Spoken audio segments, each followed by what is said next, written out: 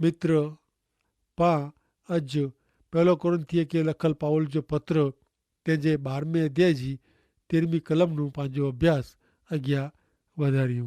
તો સુણો 12મો અધ્યાય ને 13મી કલમ.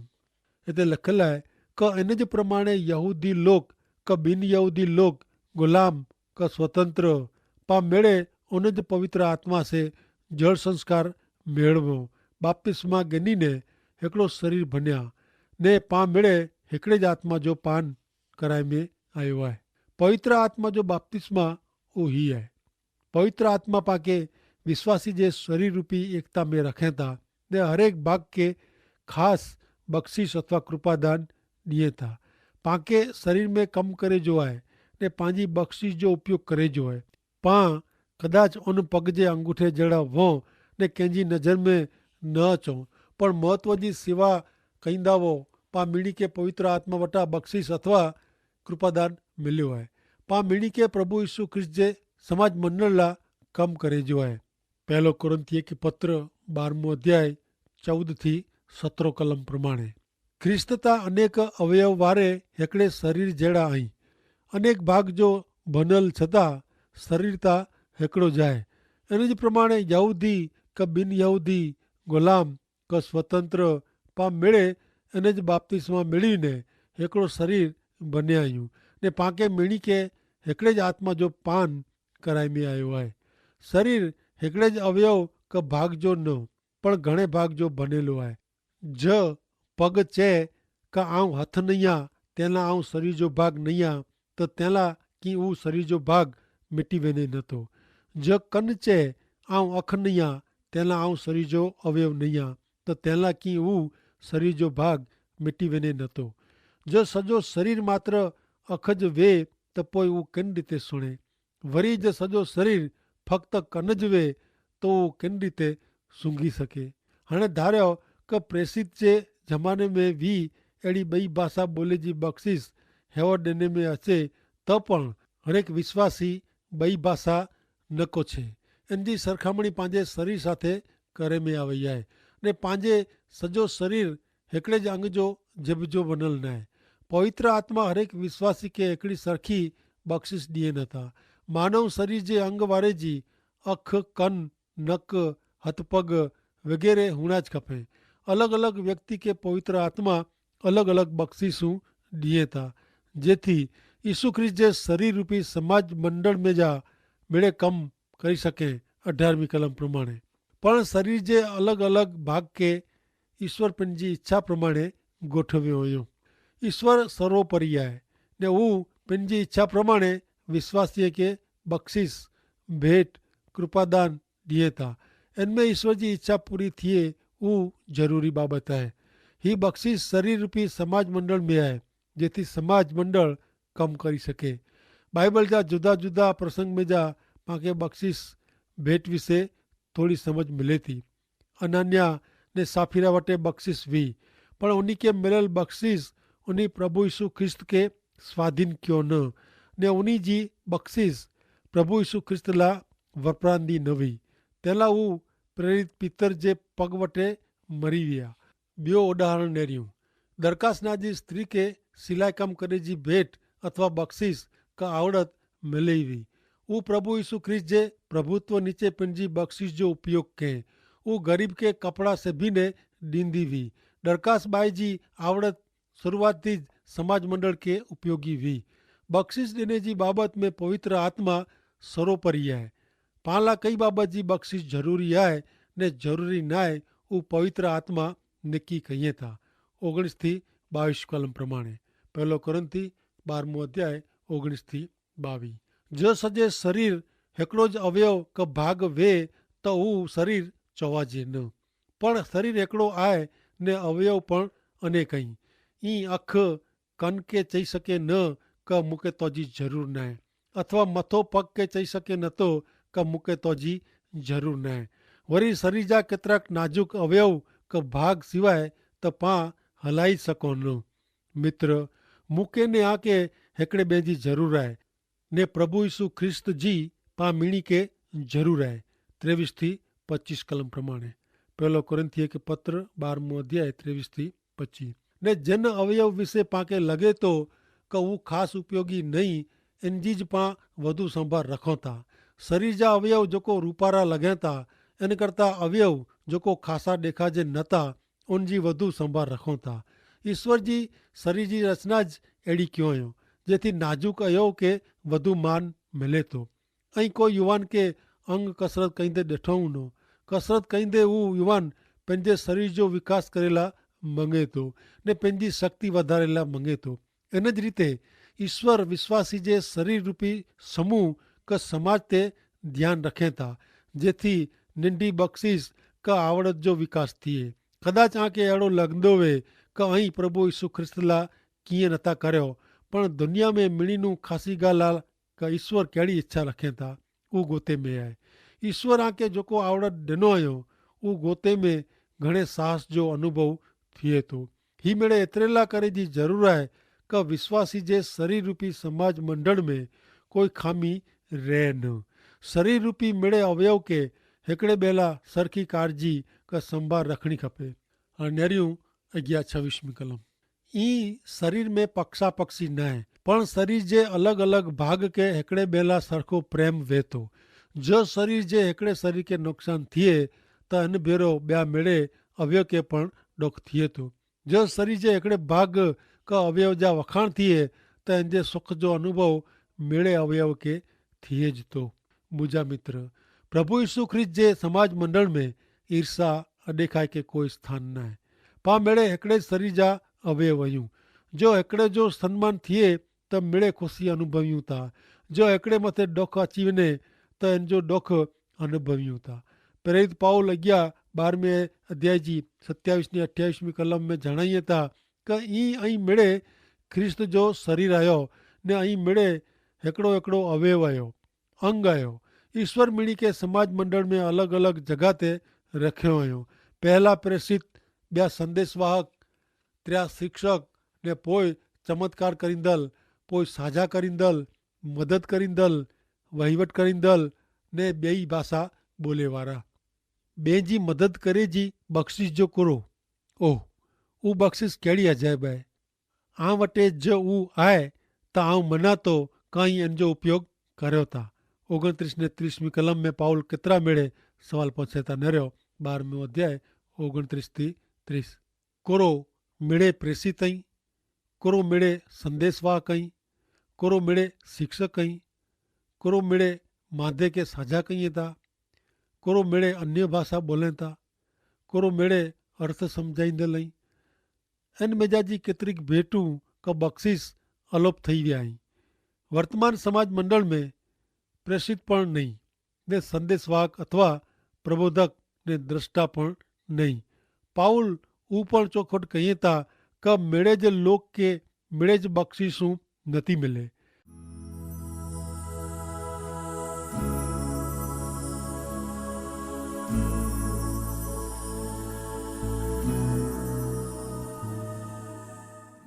31वीं कलम में पाउल अॻियां चवनि था कि तंहिं लाइ ऐं मेड़े खासे में खासी बख़्शिश मेड़वे जी इच्छा रखो, तंहिं छतां खासे में खासो मार्ग ता नीचे प्रमाणे आहे। जेकी बख़्शिशूं ॾिने में पवित्र आत्मा सरोपरी आहे, तंहिं छतां ईश्वर वटां पांखे खपे हू बख़्शिश का आवड़त मंगे जो पांखे हक़ आहे। पाउल चवनि था कि ऐं खासे में खासी बख़्शिश मेड़वे जी इच्छा रखो। हिकिड़ा प्रभु जा सेवक चवनि था कि आउं जॾहिं प्रभु यीशु ख्रिस्त जी सेवा में जुड़ायो तॾहिं लिखणू ऊ मूला घणे कपिड़ो कम हो। हू अॻियां चवनि था कि इंजीनियर अञा तेला लिखे जी आवड़त ता मूं में वीज न निबंध लिखां त मड मन ॾौ में जा 2 मार्क मिले। प्रभु यीशु जी सेवा में चवनि था आऊं जुड़ायो तॾहिं ध्वनि मुद्रित जी सेवा में जुड़ायो हो। कुझु ॿिया संदेशो ॿिया ॾींहं उपदेश ॾींहं ॿिया ने मूंखे फ़क़्ति उन जो आवाज़ु सरखो करणु मुद्रित करे जो हो। ध्वनि मुद्रण करींदे टाणे मूंखे थींदो हो कि वृतांत लेखन करे जी बख़्शिश मूंखे मिले त कहिड़ो ख़ासो ने ऐं मंदा मित्र पवित्र आत्मा ज़रूरियात ॼाणीने ज़रूरियात प्रमाणे मूंखे वृतांत लेखन जो ने भेरो ॿोले जो पण कृपादान अथवा बख़्शिश ॾिनो। अहिड़ो उहो सेवक चवनि था। हथोड़ा छाप माण्हू कलम छाप पेन छाप बनी विया। अहिड़ो उहो सेवक पंहिंजे बारे में जणाई था। पवित्र आत्मा पाके ज़रूरियात प्रमाणे उन जी इच्छा प्रमाणे समाज मंडली जे विकास लाइ ज़रूरी बख़्शिश ज़रूरु ॾिए था। पाण खे ईश्वर वटां ख़ासे में ख़ासी बख़्शिश मंगे जो हक़ आहे। हाणे मित्र पाण हिकिड़े महान अध्याय में प्रवेशूं था। सचो चवां त हीअ अध्याय अंगत रीते मुंहिंजो प्रिय अध्याय आहे। पहलो कोरिन्थी 13 अध्याय। 13 अध्याय प्रेम विषय आहे। बख़्शिश जी शक्ति, बख़्शिश जो चालक बर उहो प्रेम। हिन 13 अध्याय खे बाइबल जो प्रेम जो अध्याय तरीक़े ओळखें था। हिन अध्याय में प्रेम विषय जेको ग्रीक शब्द वापरे में आयो आहे उहो आगापे आहे ने आगापे सर्वोच्च ख़ासे में ख़ासो सर्वश्रेष्ठ प्रेम आहे। हिन अध्याय में आके प्रेम जी सच्ची व्याख्या नरेला मिलंदी। घणे वार व्याख्या नासकारक वेती। प्रेम जी व्याख्या ॿधे जो प्रयत्न करणु एतिरे हिन 13 अध्याय जो खून करणु। हीअ 13 अध्याय खरेखर त प्रेम विषय व्याख्या ॾियण जे बदिले प्रेम ज़ाहिर थींदे वताए थो। मूल ग्रीक भाषा में त प्रेम जा अलॻि अलॻि 3 शब्द आहिनि। इरोज ना जो हिकिड़ो शब्द आसक्ति वताए थो। वासना માટે शब्द वपराजे थो इरोज। इरोज एतिरे वासना। नवे करार में ही इरोज शब्द किथे पण वपरायो न आहे। तंहिं पोइ प्रेम लाइ ग्रीक भाषा में फिलियो शब्द आहे जंहिंजो अर्थ थिए वहाल, स्नेह, ममता, भाई भाई वच्चे जो प्रेम, मानवी जो प्रेम, पवित्र प्रेम। नए करार में प्रेम लाइ मूल ग्रीक भाषा में ख़ासो शब्द आहे उहो आगापे आहे। उहो त देवी प्रेम आहे, ईश्वर जो प्रेम। उहो कोई लागणी मात्र न आहे, उहो त इच्छा शक्ति जो प्रेम आहे, स्वैच्छिक प्रेम। उहो प्रेम पंहिंजे पात्र खे शोधी कढे थो। उहो प्रेम ईश्वर जी व्याख्या आहे, कारण ईश्वर प्रेम आहे। हाणे मित्र ऐं मूं भेरा 13 अध्याय जी पहली कलम नरियो। पहिरीं पाउल हिते चवनि था क पहलो कोरिन्थी 13 अध्याय ने पहली कलम जेकी आऊं माण्हूअ जी ॿोली ॿोलां पण मूं में प्रेम न वे त पोइ मुंहिंजी ॿोली ख़ाली आवाज़ कईंदल जहिड़ी एतिरे क रणकार कईंदल घंट ने गोंघाट करींदल ॾखो करींदल थारी जहिड़ी आहे। मूंखे ख़ातिरी आहे क दूत जी ॿोली एतिरे क वाक्य चातुर्य अहिड़ो अर्थ थिए। प्रेम वग़ैरह जो सर्वश्रेष्ठ ॿोली ॿियो कीअं न पण घंट जे गोंघाट जहिड़ो आहे। प्रेम वग़ैरह जी भाषा सूर वग़ैरह जो गोंघाट आहे। प्रेम वग़ैरह जा भाषण क चर्चा आत्मा वग़ैरह जो आवाज़ आहे। ऐं कोई देवदूत वारे जी सुरीले आवाज़े गीत ॻाए सघूं पण प्रेम वग़ैरह उहो नक जी रड़ जहिड़ो आहे। कोछे जी होशियारी एतिरे क वाक्य चातुर्य खे प्रेम अर्थ ॾिए था ने वास्तविकता वताइए था। ॿई कलम प्रमाणे जो मूं वटि ईश्वर जा संदेश ॾिने जी शक्ति वे मिड़े ज्ञान ने मिड़े मोगम ॻाल्हियूं सम्झे जी शक्ति मूं में वे डूंगरे खे खसेड़ी विझे अहिड़ो मुंहिंजो विश्वास वे पण मूं में प्रेम न वे त आऊं कीअं न आहियां। पहली कलम जो प्रेम हृदय में जा अचे थो। ॿई कलम जो प्रेम मगज में जा अचे थो, ज्ञान से अचे थो। ज्ञान प्रमाणे जा कम जो प्रेम साव एकलो ज्ञान पूरतो न आहे।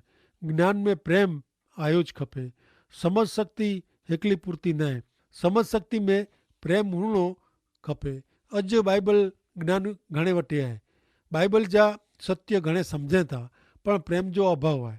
3 कलम में पाउल चवनि था 13 अध्याय जी 3 कलम में का आऊं मुंहिंजो मिड़े दान में ॾेई ॾियां ने शहीद थियला मुंहिंजो शरीर आग में अर्पण कयां पण मूं में प्रेम न वे त ही मिड़े नकामो आहे।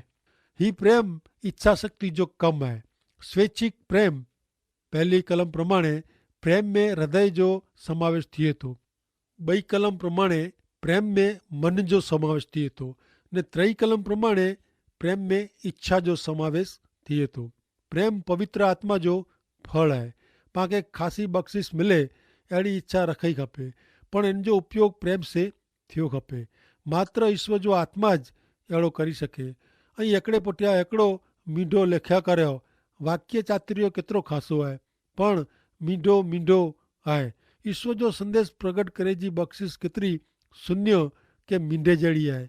ज्ञान केतिरो शून्य जड़ो है। विश्वास केतिरो शून्य ने मींढे जड़ो है। त्याग केतिरे मींढे जड़ो है। कुर्बानी केतिरी मिड़े मींढे जड़ी है।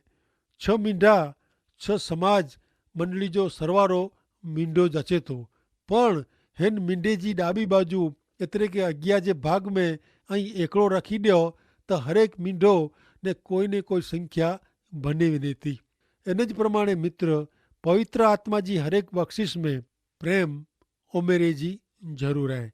प्रेम वगर जी आंके मिलियल बख़्शिश कृपादान नकामाई। चौथी कलम प्रमाणे 13 अध्याय ने कलम 4। प्रेम धीरज वारो ने मायाड़ू आहे। प्रेम ईर्षा वारो वड़ाई करींदल का अभिमानी न आहे।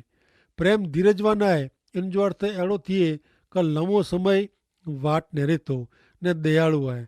दया वगर जो प्रेम पैदा थिए नथो। दया वगर जो प्रेम फुल वगर जी ऋतु जड़ो आहे। हूंफ वगर जी अग्नि जड़ो आहे। एफएसी 4:32 में पाउल जणाइए था, हिकिड़े ॿिए ते माया रखी नम्र हृदय जा थियो ने जीअं ईश्वरां खे ख्रिस्त जे कारणे माफ़ी ॾिनो तीअं ई हिकिड़े ॿिए खे माफ़ करियो। हीअ स्वीकारे जहिड़ी हकारात्मक बाजू आहे। हाणे नकारात्मक बाजू नेरियो। प्रेम ईर्षालू न आहे। इन जो अर्थ अहिड़ो थिए कि प्रेम इनखे जेको मिलियो आहे इनसे संतोष आहे। पाण मिड़े ॼाणो था कि जीवन में सरखापणो न आहे, समतोलपणो न आहे। केतिराक लोग साहूकार आहिनि ने कोई विश्वासी खे अहिड़ो पुछंदे ऐं सोयो आहे कि ईश्वर कोलाए उन खे आशीर्वाद ॾिनो हुयो, इनखे एतिरो पैसो वारो कोलाए बनायो हुयो, जॾहिं मूं वटि त कीअं पण न आहे। प्रेम सम्झे थो कि असमानता आहे ने प्रेम इनखे जेको मिलियो आहे इनमें संतोषी आहे। मानव जात जो सौथी पहिलो खून ईर्षा जे कारणे थियो हो। काइन ईर्षा जे कारणे हाबिल खे मारी वधे। बाप्तिस्मा कईंदल योहान जे नमूने पर वीचार करे जहिड़ो आहे। जॾहिं प्रभु यीशु ख्रिस्त जो सेवा कम लोक में वखाणंदो हो तॾहिं योहान कोई ईर्षा कयं न। योहान तॾहिं चए, योहान जे 3 अध्याय जी 30 कलम में योहान चए थो कि उन्ही जो महत्व ने मान वधे ने मुंहिंजो मान महत्व घटंदो वञे। उहो ज़रूरी आहे। ईर्षा नफ़रत जहिड़ी ॻाल्हि आहे ने इन में जा कीअं मिले नथो। हिकिड़ो माण्हू ईर्षा वग़ैरह ॿिए माण्हू खे प्रेम कीअं, अहिड़ो उदाहरण योनाथन ना जो माण्हू आहे। जबकि योनाथन राजगादी जो वारस हो, तंहिं छतां दाऊद राजगादी ते इन जे स्थान में वेठे वारो आहे। अहिड़ो जाणे छतां उहो दाऊद जी ईर्षा कयं न। हाणे चौथी कलम अहिड़ो पण चए थी कि प्रेम बड़ाईखोर न आहे, ठग वताए नथो। ऐं ॼाणो था कि ठग वताए में हल्काई ॾेखारिजे थी। प्रेम अभिमानी न आहे। इन जो अर्थ अहिड़ो कि प्रेम हवा में उॾे नथो, उहो फुलाए वञे नथो। आंजी साइकिल जी ट्यूब में घणे हवा भरियल वे ने ऐं साइकिल ते वेही ने वेंदा हो ने ट्यूब में धड़ाको थिए एतिरे कोरो। ऐं ॼाणो था अभिमान जी ट्यूब धड़ाके बेरी फाटी वञे थी। ट्यूब में जा हवा हलई वञे ने पोइ कीअं बाक़ी रहे न।